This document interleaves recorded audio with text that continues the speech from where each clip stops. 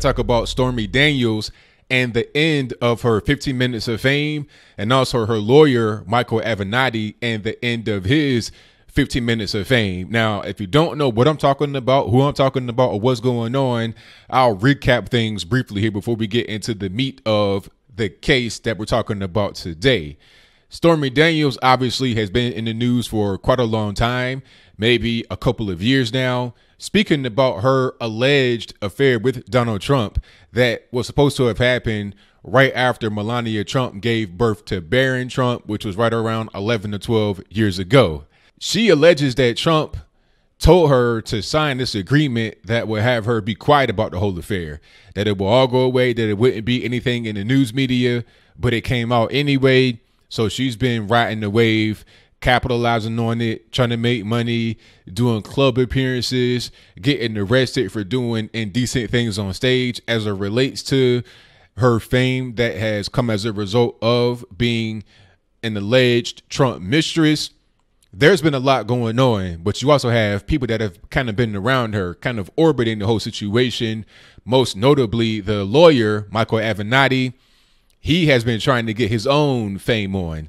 And I'm not sure if what has happened here was a result of Michael Avenatti trying to get more fame, if it was a result of Stormy Daniels trying to get more money and fame, or if it was both. Because earlier this year in April, he put out a sketch of somebody that allegedly harassed, not quite attacked, but threatened Stormy Daniels in the parking garage, talking about, if you let this information about the affair between Trump and yourself get out, it's going to be problems. And this alleged attack allegedly happened in 2011. But the sketch, when you look at the sketch next to Stormy Daniels' ex-boyfriend, they look the exact same. It's like she took a picture of the ex-boyfriend, gave it to a sketch artist and said, draw him, and that's going to be the sketch of my alleged attacker. Now, Trump put a tweet out there right when Avenatti released the sketch, or shortly thereafter, and I'll place that on the screen before you. And in this tweet, he's basically saying, look, come on, this is a con job. This guy doesn't exist. It's that and the third. As a result of that tweet, Stormy Daniels and her lawyer, Michael Avenatti, launched a lawsuit talking about defamation of character.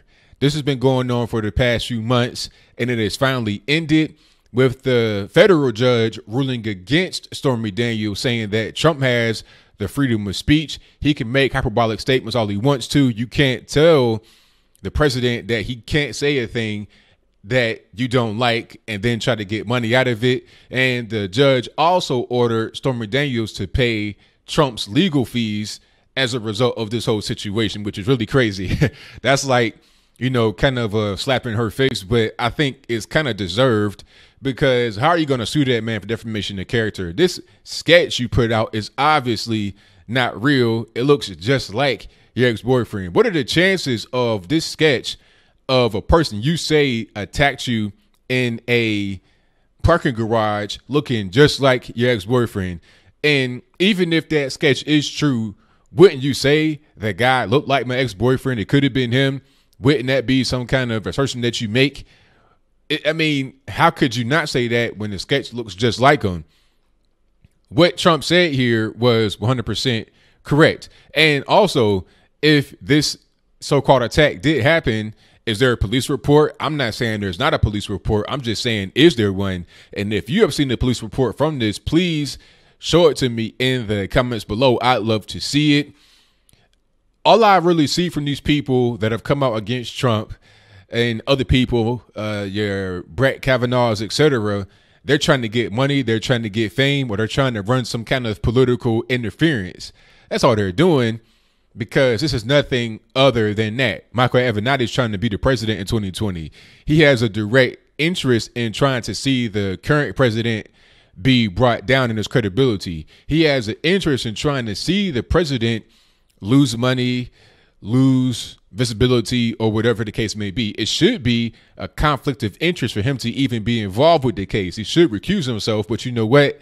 A lawyer like this is trying to get 15 minutes of fame. He's trying to get more jobs. He's trying to just promote himself. He's not going to relinquish that momentum that he has right now. it's really unfortunate that our politics in this country has come down to such cheap tricks and things like that, but it is what it is.